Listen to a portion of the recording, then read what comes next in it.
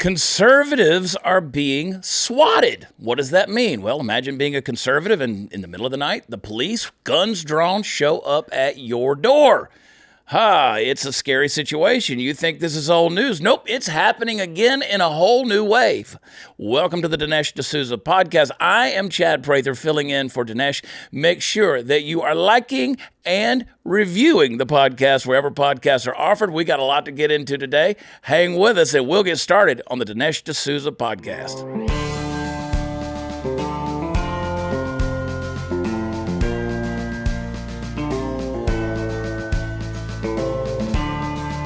America needs this voice. The times are crazy. In a time of confusion, division, and lies, we need a brave voice of reason, understanding, and truth. This is the Dinesh D'Souza podcast.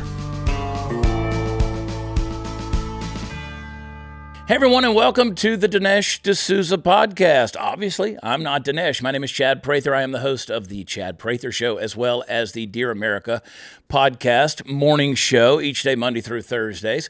I'm not sure that men are designed to talk this much, but here we are. I am certainly humbled not only to do my shows, but to be asked by Dinesh to fill in for him. So I humbly thank you for the opportunity to speak into your life and your daily schedule just a little bit today. We've got a lot of things that are going on in our world. Trump, of course, has announced his EO in regards to tariffs. Are they going to work? We don't know. There's really no way to know what tariffs are going to do. The market today has responded with the volatility that we expected. What is going to be the long-lasting effects? We'll talk about that in terms of, well, I guess our best estimate or our guesstimate in terms of what tariffs may or may not do to the American consumer and average citizen. There are many in the GOP who are disagreeing with this, and they've actually sided with the Democrats. Some are some surprising names like Rand Paul, who has said that this is not constitutional. I'd love to hear what some of you have to say in regards to that. Donald Trump seems to be standing by his decision to level the playing field with these trade regulations. You know, in my opinion, if we were starting all from zero and no one was levying tariffs against us, I would think that maybe there would be an argument against raising any trade regulations. But the fact of the matter is, we are being tariffed by many countries, if not almost all countries, and it is time that we ask for a fair trade. I think that the American consumer, the American citizen, and the American taxpayer deserve that opportunity. We'll talk about that a little bit later on today with my special guest. And as I mentioned in the intro, something very interesting is happening.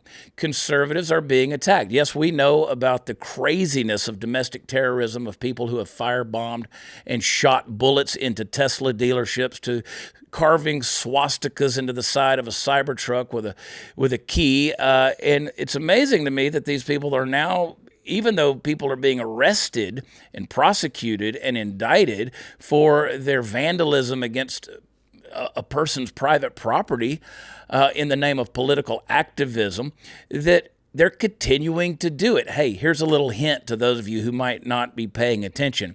Those Teslas, they have what's called a sentry mode. There's cameras all over those things. You will get caught. But besides that, we're seeing a phenomenon known as swatting. You're probably wondering what that is. We're not talking about a form of disciplining your child or grandchild. Swatting is where someone calls in an emergency threat happening at someone's home, and the police show up, guns drawn, with a full force emergency. It is a potential for death and mayhem to ensue if the wrong thing happens in that scenario.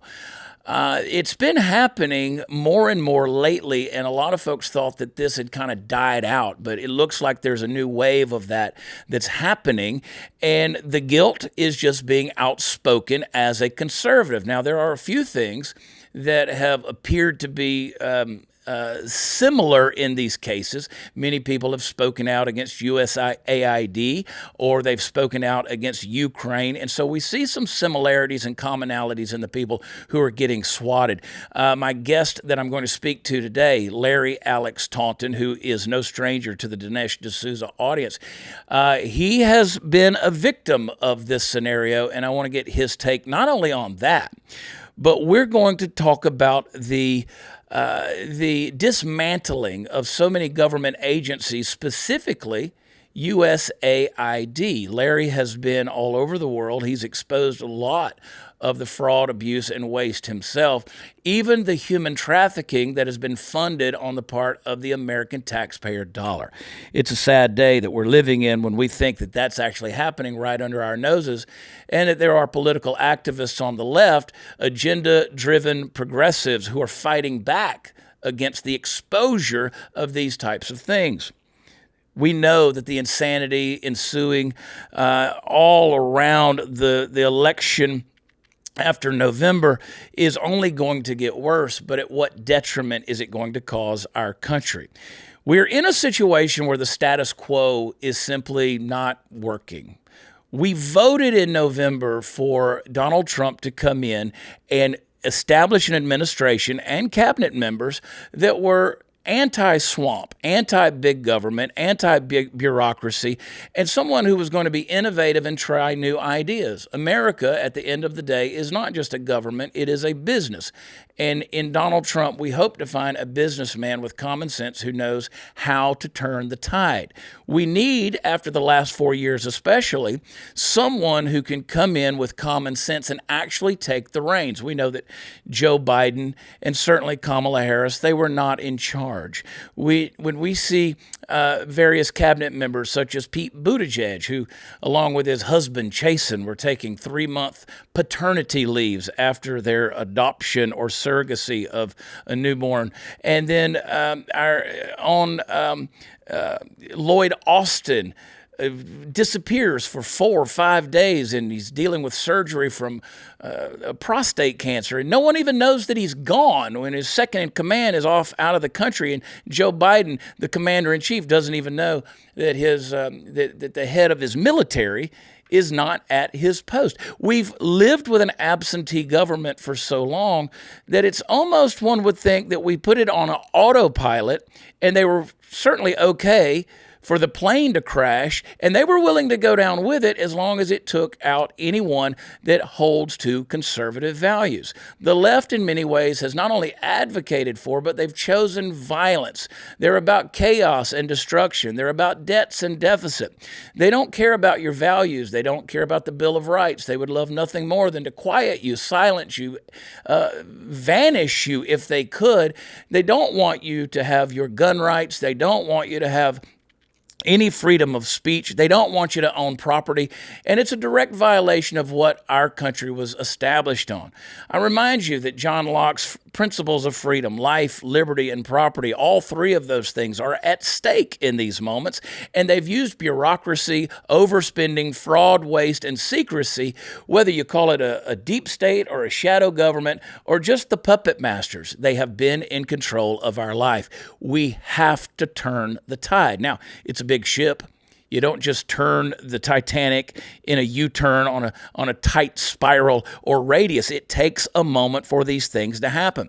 Our friend Dan Bongino, the deputy director of the FBI, just said in a post yesterday on X, just because it seems like some things aren't happening doesn't mean they are not happening. Things are happening. I have to hold faith in that, or else we're all going to go a little bit crazy. So, when you look at the tariffs, when you look at the exposure of the fraud and the waste, you look at the outrage, a 25-hour speech given by crazy Spartacus Cory Booker, what is going on in our country? We are deeply divided in terms of our values.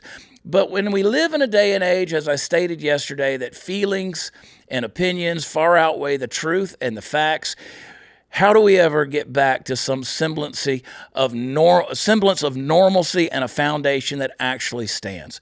I remind you that Jesus in Matthew chapter 7 said that the wise man builds his house on a foundation of stone, not on the shifting sand. So when the winds and the waves blow, it comes down and great is its fall. We've seen that the left has consistently built their foundations on a fault line, something very weak, and then they've erected a house of cards that has no logic or no philosophical balance to it. And so when they start to see the destruction and the chaos that comes from their ideology falling and crashing and crumbling, they are choosing violence.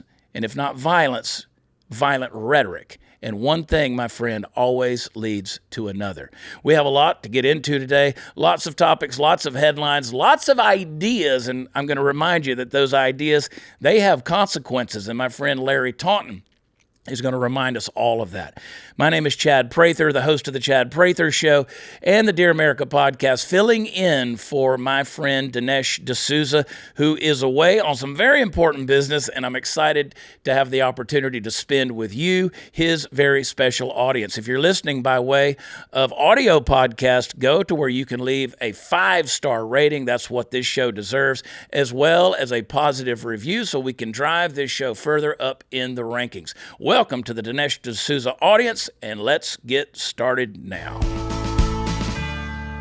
Looking to do something to better your health? Look no further than Kimchi One from Brightcore Nutrition. Kimchi One packs all the fermented nutrition of kimchi in convenient capsules, arming your gut with over 900 unique strains of probiotics, supporting gut flora and digestion. I highly recommend this product because all health starts in the gut. So putting the right fermented superfood in your gut improves every aspect of your health, your skin, your hair, your mental performance. Kimchi has even been shown to reduce your risk of obesity and promote smaller waistlines. So all good. Kimchi One is all natural. It's made in the USA. It's non-GMO. And today you can get an exclusive offer just for my viewers and listeners, 25% off with code Dinesh by going to mybrightcore.com/Dinesh. Or take note of this. Here's an even better deal, a special incentive. If you call them, you get 50% off your order and free shipping. So you got to do it. Give them a call. Here's the number. Write it down, 888-927-5980. Their educated staff will educate you on Kimchi One and show you why it's right for you. Again, the number to call, 888-927-5980.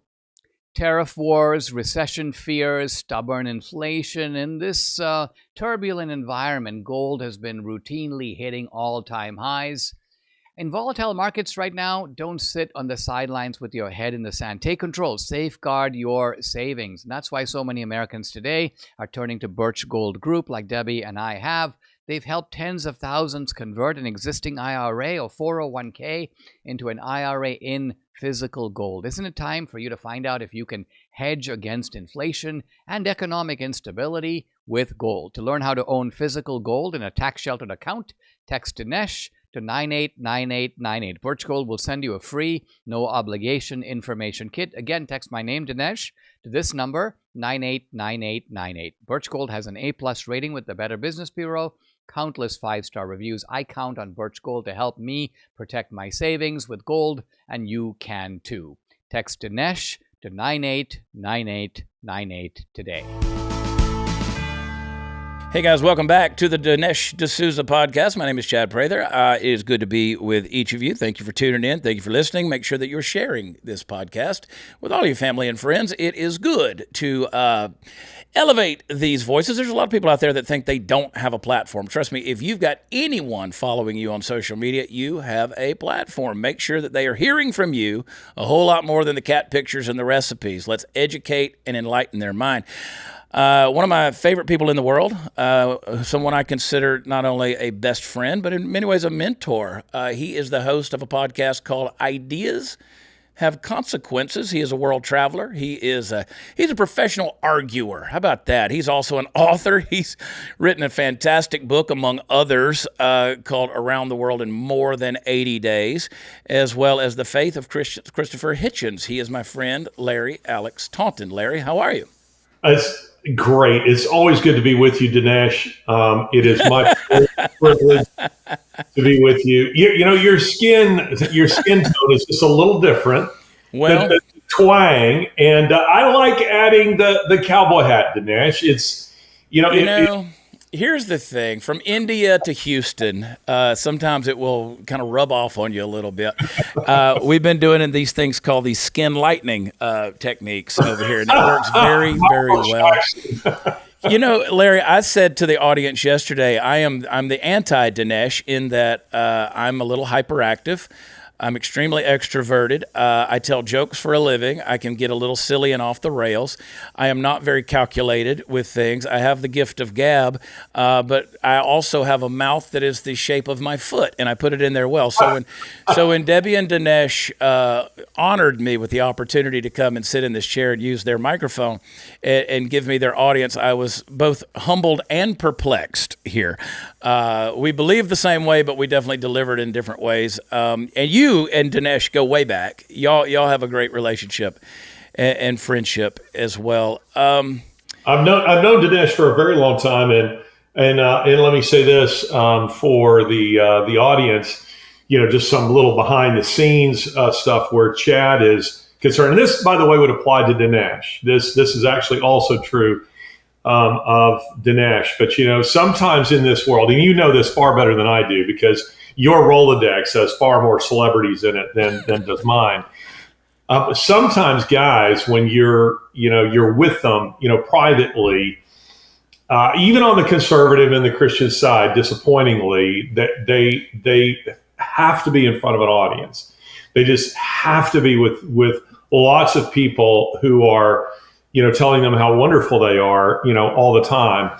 This is absolutely just not true of Chad Prather. Chad Prather is very contented to sit on my porch and smoke a cigar and strum his guitar for us, or just have a very good time. I find Chad to be just somebody who, when he visits, I really enjoy it, and it's just because he's just a regular guy. And I say that in the way that's meant to be very much a compliment. Well, I appreciate that.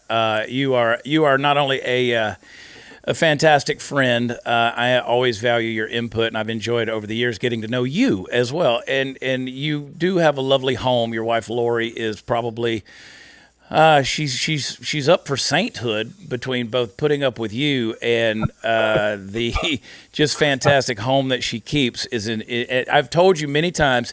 There's something spiritual about visiting when we get together. When I come to your home, you've got a beautiful house on the lake, and there's something very peaceful, very tranquil about your home. And I rest when I visit with you. And that's something that is very big because I don't always rest. My brain tends to not turn off, but I can do that when I'm there with you.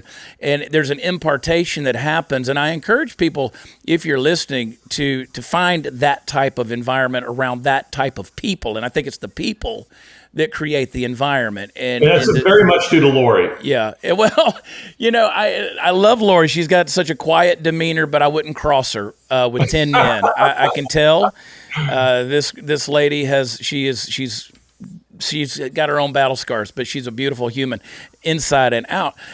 Your house, and we'll talk about this later on, your house was not such a tranquil scene a week and a half ago. We'll get into that later on. But I want to talk about you for a second. You sort of, people ask me occasionally, who is Larry Taunton? I'm heterosexual. You're a white, arguably heterosexual. You are a Christian conservative, male, cisgender. Is that the term the kids are using these days? Which means you own some guns, you believe in private property and free speech, and you're very outspoken, which means you're basically public enemy number one. You are the antithesis. You are toxic masculinity. You are not what the world looks at and says this is the ideation of what we think the male gender ought to be these days. You're an alpha male. You're not. There's nothing beta about you. I say that from great experience. You get this many A-type personalities on your back porch, and it's an interesting deal, right? You talk about me needing an audience. Listen, my schizophrenia, I've got enough personalities inside my brain that I'm entertaining that I don't need anybody else. We're having some deep conversations. But when I introduce you, I think of the guy who you sort of cut your teeth as a scholar. And you could dig into that. You're an educated man. The late Val Kilmer, and as Doc Holliday said in the Tombstone movie, said, "Darling, we have an educated man. I know I hate him." But debating from the theistic standpoint against Dawkins and Hitchens and these men that you travel the world with, to debate the existence of God and the theistic worldview, and it shaped everything that you've done. Tell me a little bit about where you come from, and talk about fixed point, and talk about how that plays into where we are today with ideas have consequences. Yeah, I really appreciate it, Chad, and of course consider you to be a very dear friend. And I pay you what I really believe is the highest of compliments. I often tell people, when you go through a really rough patch in your life, you find out who your friends are. And I always say, Chad Prather is the kind of guy, if tomorrow I were out of house and home, he'd give me a room. Yep. He would lend me money. He would help me. And that's really what a friend is. I started my career. I was very interested in the writings of Francis Schaeffer, who's probably familiar to you, who was, he's a long deceased theologian, died in 1984 of cancer, but he did something that I thought was very unique. He's what we might call an apologist. And for those people, a Christian apologist, and for those people who don't know what that means, it doesn't mean he went around apologizing for the Crusades or the Salem witch trials. It just simply meant that he was a defender of the faith. And he did really an excellent job of combining scholarship with a public defense of the Christian faith. And I thought, this is something I very much want to do. I went and got academic degrees in history, European history, Russian, and was teaching in, spent some time at Bama when I was at GTA, and then did some teaching for several years in a preparatory school that's like a Phillips Exeter, a Harrow and Eton, a very, very expensive, institution. And something very unique happened on the heels of 9/11. I had taken a group, which was incredibly unique. I'd taken a group to volunteer at Ground Zero, and it captured group of students, and it captured national media attention on a very low level, but nonetheless media attention. The next thing you know, I was being invited to do radio shows, Keynote, United Way, television shows, and I just started taking off. And my pastor said to me, he said, you're getting invitations to places I would never get. And he says, and you're able to engage with these people on a level that they respect, and you're able to smuggle in the gospel. And maybe you should think about doing this for a living. And I had no idea, Chad, what he was even talking about. I'm teaching Russian literature, Russian history, Western civilization, history of Britain, this kind of thing. And I'm like, what are you talking about? He says, well, what I mean is quitting your current job and just doing this. And he said, maybe you should think about starting a 501c3. I'd never even heard the term before in my life. And I was like, starting a what? He said, a nonprofit. He said, look, we can put together a list of some people just right here in this church who alone will be able to support you in doing this. And he says, and I promise you, they will. And after much prayer and consideration, Lori and I decided to make the leap. And that was, gosh, how many years ago now? That was 20 plus years ago. And I remember telling my board, Chad, which is very funny.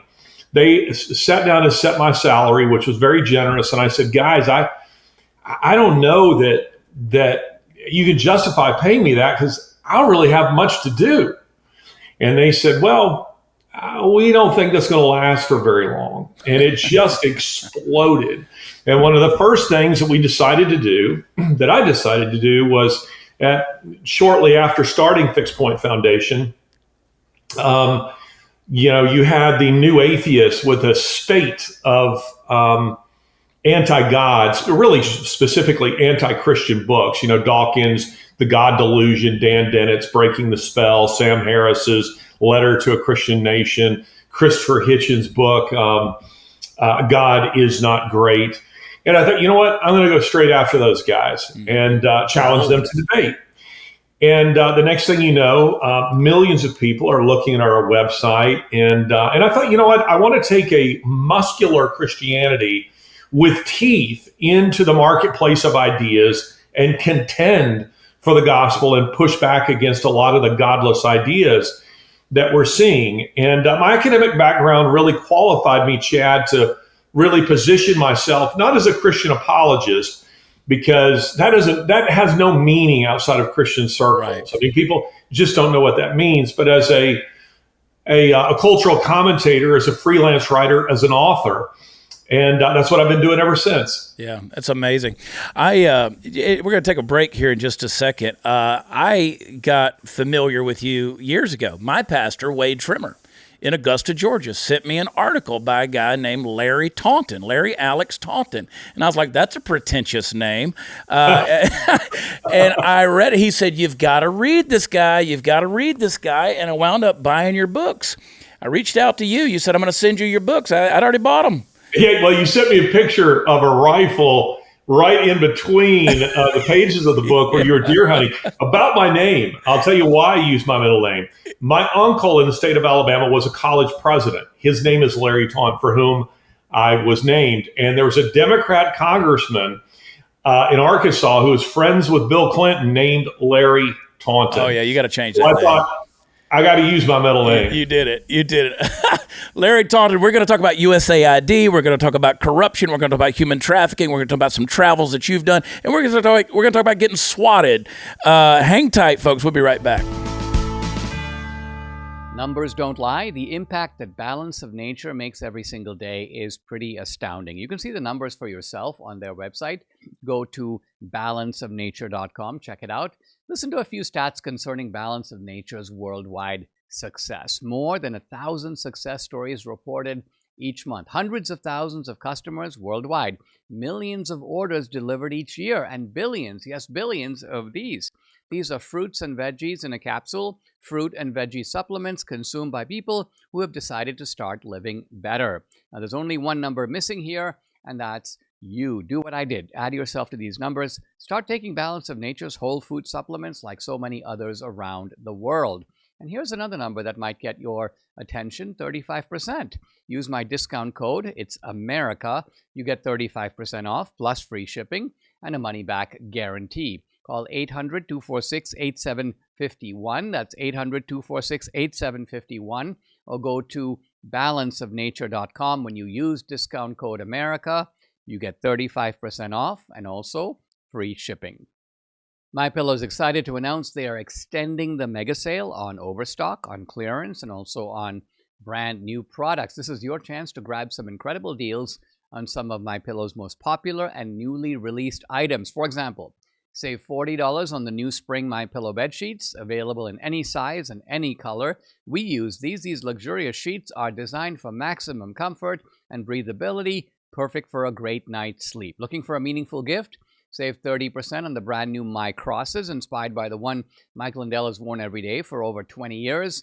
These beautiful crafted crosses come in both men's and women's designs and are proudly made in the USA. Get the 6-piece bath or kitchen towel sets for just $39.98. Initial quantities are limited, so don't wait. And don't forget the best-selling standard MyPillow, now just $17.98. Plus, orders over $75 ship free. Call 800-876-0227. That's 800-876-0227, or go to mypillow.com. And don't forget to use the promo code. It's DINESH, Dinesh. All right, we're sitting down via technology, thank God for it, with Larry Taunton. Larry, you travel all over the world. You keep going to the World Economic Forum. I think you were just on Dinesh's show recently talking about being at the WEF. Fascinating. What was that? Is that your third time at the WEF? It's the third year in a row. That's correct, Chad.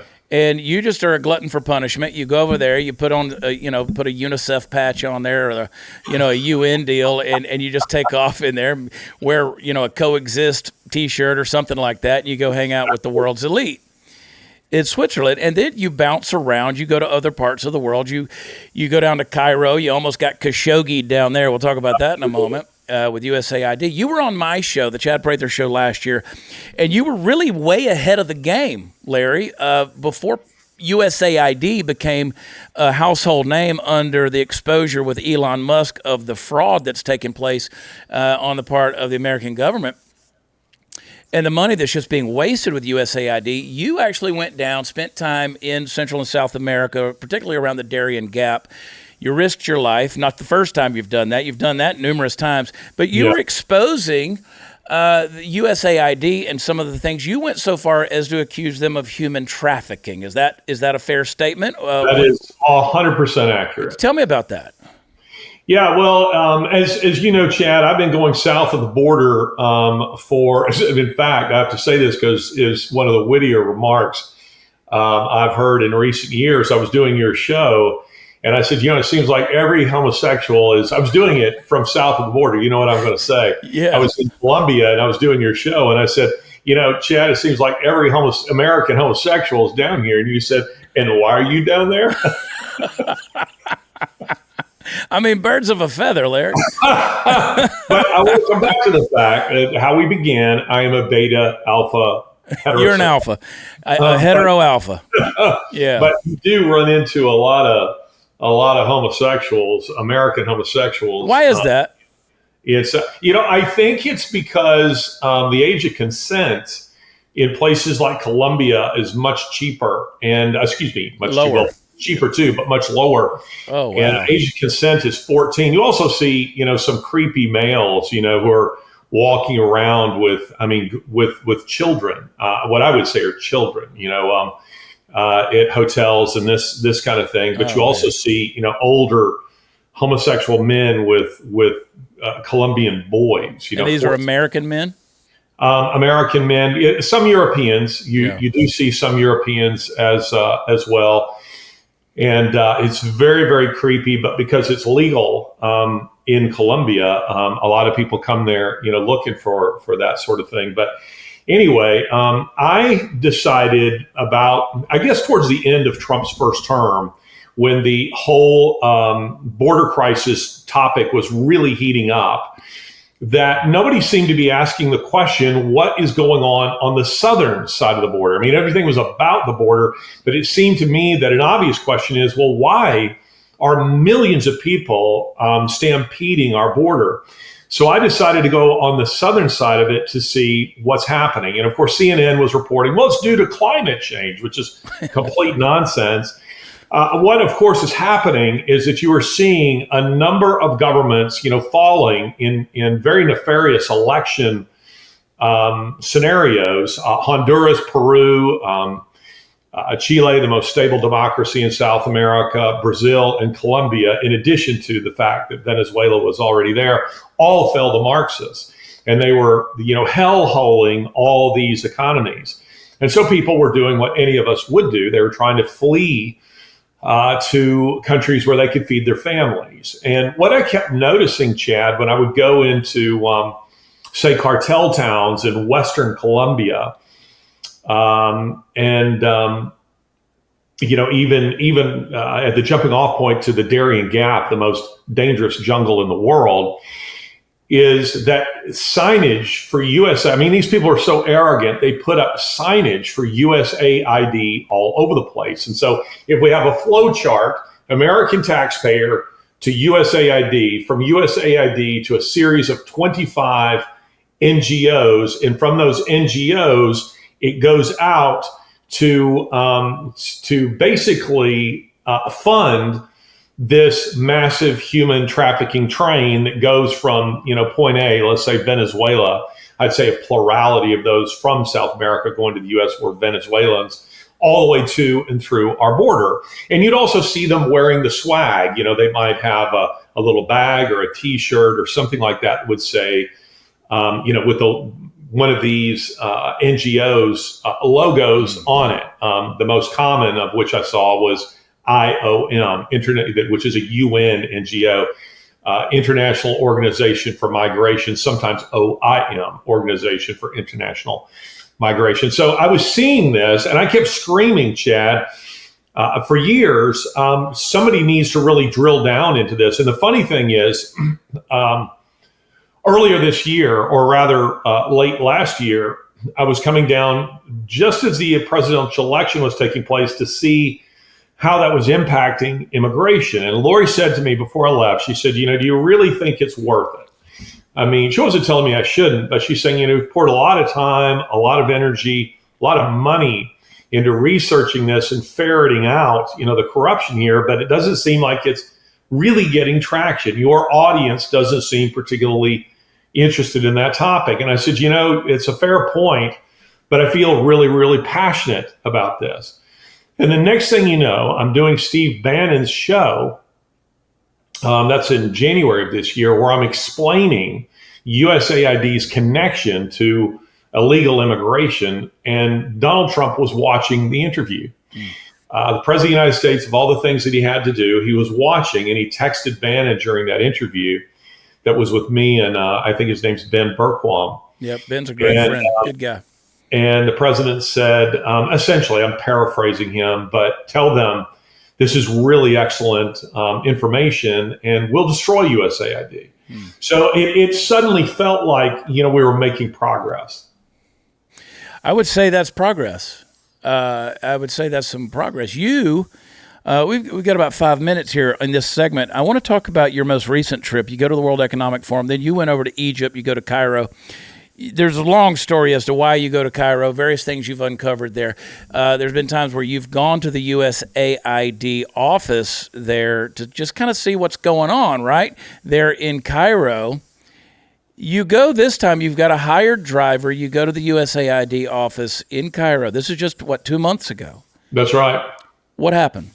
Yeah, about 6 weeks ago, I was in Cairo actually to meet with persecuted Christians, and that's why I was there. But since I was there, I thought, I've already been seeing what USAID is doing in South America. I'd just as well take a look at them here in Cairo, where they have a huge office. I mean, it's a fortress.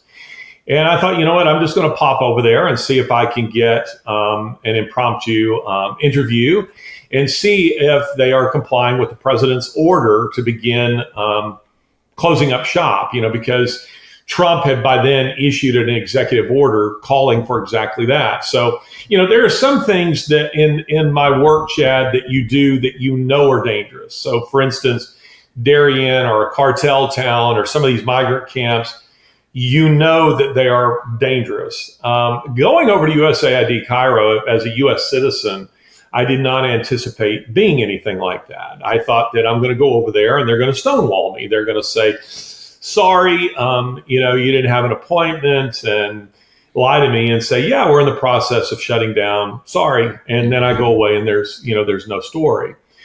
Instead, what happened to truncate, the story, people can find this on Ideas Have Consequences, my podcast on YouTube, where I tell the full story. But what ended up happening is they summoned the Egyptian secret police, tried to get me to enter into the compound, did everything they could to try to get my power, other than, physically, trying to drag me out of the car that I was in. It was clearly an effort to off me. They were very worried about what I might have seen inside that office or what I might know. And so they wanted my passport. They wanted my phone. I said, you can't have either. Not giving them to you. Could you enter into the compound? I was like, hell no, definitely not. And you're reminding them you're a U.S. citizen. And I'm telling them I'm a U.S. citizen. And the only protection that I really had in this situation was if I'd have had a Nigerian passport, a Somali passport, or an Egyptian passport, they'd have just dragged me out of that car. Right. This went on, by the way, for about 3 hours. But I had the thin protection of a U.S. passport post January 20. So Trump is president. And I think, under the previous administration, they'd have dragged me out anyway, and we wouldn't be having this conversation. They weren't quite sure what to do with me, but they were taking orders from someone inside USAID who had called Egyptian state security. And they surround my car for about 3 hours, keep trying to get me out of the car. I keep telling them politely, I'm not getting out of the car. Funny thing that happened is I called the U.S. Embassy and I said, I've been detained outside of USAID by NSA, Egyptian State Security. And the guy said, have they arrested you? And I said, no. He said, drive off. And I said, well, they have indicated they will open fire on the car. And I thought, what an American answer to a very un-American situation. I mean, in the U.S., you have to charge me or you have to let me go. And so I sat there for the longest time, and eventually they did let me go, I think with the intention of trying to get me later. The next morning, they showed up at my hotel, told staff that I was a very dangerous man. They said I was guilty of espionage, began searching everything, but I was already out of the country. Wow. And that's USAID, by the way, USAID. So USAID is incredibly corrupt, but we tend to think of it as this Leviathan with Samantha Power, at the top, and that it is a Leviathan, but it's not monolithic. I came away feeling like the Cairo office is run by Hamas, and they don't know anything about and don't care about what USAID is doing in South America. Yeah, run by sort of like the right arm doesn't know what the left arm's doing. Neither one cares. They've got their own autonomy. Yep. Frightening stuff. And you called me. You'd gotten to Prague, and you were like, I think these agencies are after me. And you came to the conclusion that Hamas was running the Cairo office. Frightening deal. You know what, Larry? There's this whole thing that says curiosity kill the cat. So you keep getting yourself in danger, and we got more danger to come. Let's take a quick break. We'll be right back with Larry Taunton. All right, there's no end to the paranoia, especially when you got a guy like Larry Taunton around. But it's not paranoia if they really are trying to kill you. And so we've had this recent phenomenon. It's not a new thing. There are various people who have been what's called swatting happen to them. It happens particularly to conservative influencers, a phrase that I don't particularly like, but people with a large following and who are outspoken for conservative values. Basically have someone that makes a 911 call that says something violent is happening at a residence, and law enforcement and medical and firefighter forces show up in order to avert this crisis. And the expectation, I believe, is that the person's going to come out thinking that they're under a home invasion and either brandish a weapon or, God forbid, shoot back, and it will be murder by cop inadvertently, but nonetheless, you're still dead. This is the phenomenon known as swatting.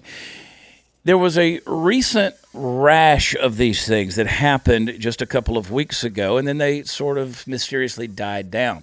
Now it seems like they're coming back. Last night, I got a text message. I was minding my own business, and my dangerous friend, Larry Taunton, sent me a text message. He said, "You won't believe this. I'm being swatted again. It just happened to you the week before last." First of all, let's go back. And let's talk about what happened to you 2 weeks ago. Yeah. Interesting thing is, Chad, I really hadn't followed the whole swatting thing that was going on. And that very night, I mean, just before it happened, I happened to be reading on X and looking at some videos about conservative commentators. It's funny you mentioned how you don't like the influencer tag. I hate it. Yeah. I don't have the requisite cleavage, for that. Real influencers have serious cleavage. Bill Fair Belichick, statement. Yeah, Bill Belichick could be an influencer. Yeah. But anyway, I had just been reading about it and headed off to bed. And Ranger, my German Shepherd, with whom you're quite familiar, he's agitated. He's not letting me go to sleep. His ears are up, moving like satellite dishes. And I pay attention to his moods because he's an intelligent dog and he doesn't do these things randomly. Now, I didn't think, there are 5 men in body armor with AR-15s coming down my driveway. I was thinking, maybe he hears, a deer or a dog or. And to be clear, I've been to your home numerous times, beautiful place, but you are secluded. You are. It's very dark back there. It's very secluded. You're 3 miles away from civilization. So carry on. Yeah, 30 minutes from civilization. Yeah. So nobody randomly appears on my deck in the middle of the night. And anyway, so eventually I get up. I see a flashlight reflection off of my bedroom door. I get my weapon. I come out. I see the silhouettes of five.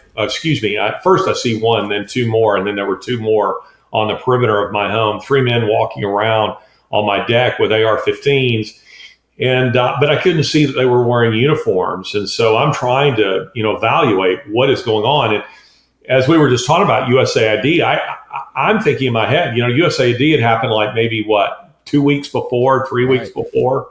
So I'm thinking that maybe this is associated with that. And I eventually am able to deduce that these are police officers and all's well that ends well. But my camera footage, my security cameras captured this perfectly. And I put it online. It got 37 million views. Yeah. And then, last night, there was another attempt. And how is it possible, Chad, that in the local police department where 37 million people just on my X feed saw this footage, but the local dispatcher whom I called last night had not heard of swatting, did not know me, knew nothing of the event at my house, and nearly sent another unit out to my house. Again, unreal. It is unreal. You were able to diffuse. And again, you live in the South. You live in the deep South. When you have 5 men on your patio or deck in the middle of the night, you tend to come out with gun in hand. You did. Fortunately, cooler heads prevailed. Everyone was able to diffuse the situation. You weren't pointing the gun at anybody. There's plenty of the clips that people can go see. It's been discussed over and over. Folks can go find this information at Larry Taunton over on X. You diffuse the situation. You're correct. You have a small dispatch office, a small police department. I live in Montgomery County, Texas. I reached out to my friend, the sheriff, when these things were happening. I tend to keep my profile pretty low in terms of being able to find me, but anything is possible. And I reached out to Sheriff Wesley Doolittle here in Montgomery County, Texas, and various others, and I said, are you aware of what's happening? They finally were able to respond and say, we're getting information, gathering information, and we're trying to make people aware. Certainly we'll put your, information, your phone number and all of this and your address on a flagged 911 system so that we don't rush to a site in this situation, or we'll call you first. Which a lot of people were being encouraged to touch base with their law enforcement and kind of be proactive in what was going on. You had the same situation that I did. Is last night when you texted me about this, I sent the message to someone who's been on the forefront of digging deep into this, trying to uncover and attempt to catch the people who are doing this. Lots of speculation, lots of mystery shrouding it. My friend and journalist, Brianna Morello. And I wanted to connect you to her. First question was, have you, since the swatting incident, had you been reached out to by the FBI? Because Chad Prather said a little over a week ago that he was going to put together a task force to pursue this with the FBI. Had you been contacted by the FBI? Not a word. And what's more discouraging, Chad, is how is it that, and I've spoken to a few law enforcement personnel in the following weeks, and but none of them know what swatting is. Yeah. And how is that possible that every law enforcement officer in the country is not aware of what this process is? Yeah. And the people who are being targeted? As I say, the dispatcher last night, and see how this happened last night is, for those who are not aware of this, pizza orders begin showing up, or at least you start receiving emails or texts for pizza orders that you have not ordered. So let's say you're sitting in your home, all of a sudden you or your girlfriend or your wife starts getting texts that your Domino's pizza or whatever is on the way. And you're thinking, I didn't order a pizza. I don't know what this is all about. And the pizza orders, it seems, are a way of, it's not only harassment, but it's a way of determining whether or not you're at home. And then following the pizza order, the swatting takes place. So Lori begins getting all these texts that Domino's, Pizza Hut, Papa John's, some other, pizzeria are sending pizzas to us. And this is going on all last night. So I called 911 and I said, hey, want to give you guys a heads up. You might be getting a call claiming there's a shooting going on in my home. I'm the guy who was swatted, just a couple of weeks ago. Guy had no idea what I was talking about. Wow.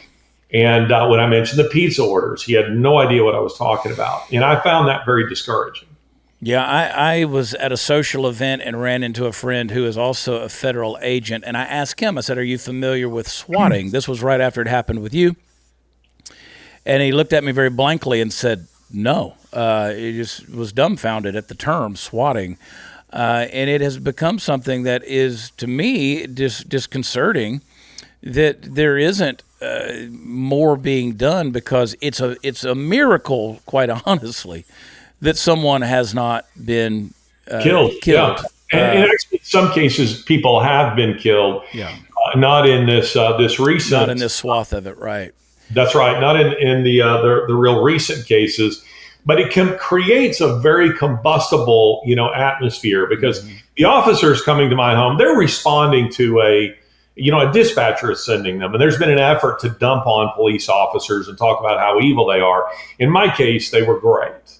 Yeah. They thought they were coming to possibly save lives because they had been told there were 3 masked gunmen with rifles in my home, killing everybody, executing people.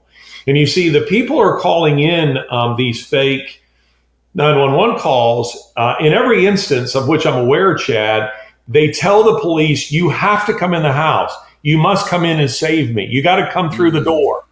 You see, so again, it's an effort to get police to enter the door in the hopes that the homeowner will either A, get shot, or will start shooting at police officers.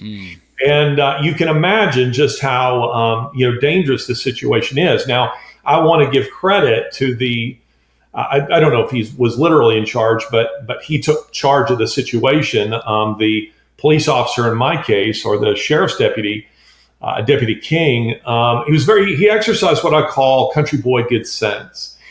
He, by this time, I think, had realized when I came out, my boxers and with a Glock, barefooted, I think he realized this is a bogus call. This man was in bed.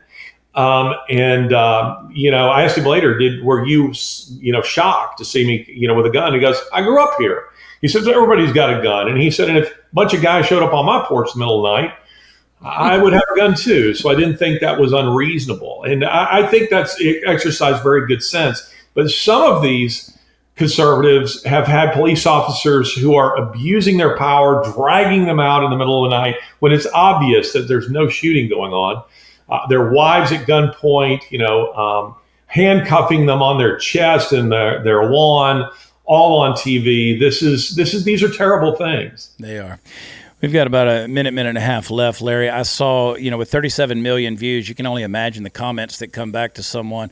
There were a lot of folks that were commenting on there, said, well, you survived because you're a white man. If you'd have been a black man, the police probably would have shot you. But the officer in charge there was a black guy. He was a black man. And he would tell you, I think, this had not a thing to do with race. These are people who are trying to create controversy and to turn white people against black people and black people against. It had not a thing to do with that. Nothing whatsoever to do with that. And hence the reason I was very grateful for his good sense. Well, I'm grateful for his good sense as well. The image of you coming out in your boxers and disheveled hair and a Glock in hand will haunt my dreams. I don't ever want to see that, Larry. But I want to make sure that you stay alive, okay, my friend? I'm going to plan a trip. I'm going to come see you soon. Yeah, you need to. I'm going to come out there and visit with you guys and see if I can bring some sense of normalcy back to that part of Alabama. It's a daunting task, Larry, but I'm glad that I can help you in this way. Man, tell us just real quick where people can find you. Tell us about the podcast and how people can tune in. On YouTube at Ideas Have Consequences, Larry Alex Taunton, that's Taunton, and you can also find me on X at Larry Taunton. So I hope you will. Yeah, and Ideas Have Consequences is a robust conversation that everyone should be tuning into. Your topics are heady, which I think, and intelligent, and deep with critical thinking, which is something that I think Dinesh's audience would appreciate as well. Larry, I love you, my friend. You're a good friend, and I look forward to seeing you soon. Thanks for joining us on the show. For those of you who have had the opportunity to sit here and listen, I want you guys to be careful out there. The left has chosen violent rhetoric, and they are choosing violence. And there are brainwashable people out there who are willing to utilize that rhetoric to be motivated to do damage and harm against those who claim to be conservatives. Keep your head on a swivel. Use common sense and critical thinking. Pay attention to your surroundings, and my goodness, exercise the Second Amendment for your own safety and defense. Folks, as I stated earlier, John Locke's principles of freedom, life, liberty, and property, make sure that you keep them at all costs. Our freedoms 100% depend on it. Thank you for the opportunity over these last 2 days to spend some time with you. Thank you to Dinesh D'Souza for entrusting me with this audience as well as this microphone to be able to talk to you. I hope that you've enjoyed it halfway as much as I have. Dinesh will be back very soon, and you can breathe a sigh of relief. So in the meantime, find me at watchchad.com, the most vain web address out there, watchchad.com, as well as live entertainment around the country. That's me. And tune in to the Dear America podcast Monday through Thursday at 9/8 Central, as well as the Chad Prather Show at 2/1 Central, Monday through Thursday. For Dinesh, I'm Chad Prather. I love you. God bless you. Take care. Subscribe to the Dinesh D'Souza podcast on Apple, Google, and Spotify, or watch on Rumble, YouTube, and SalemNow.com.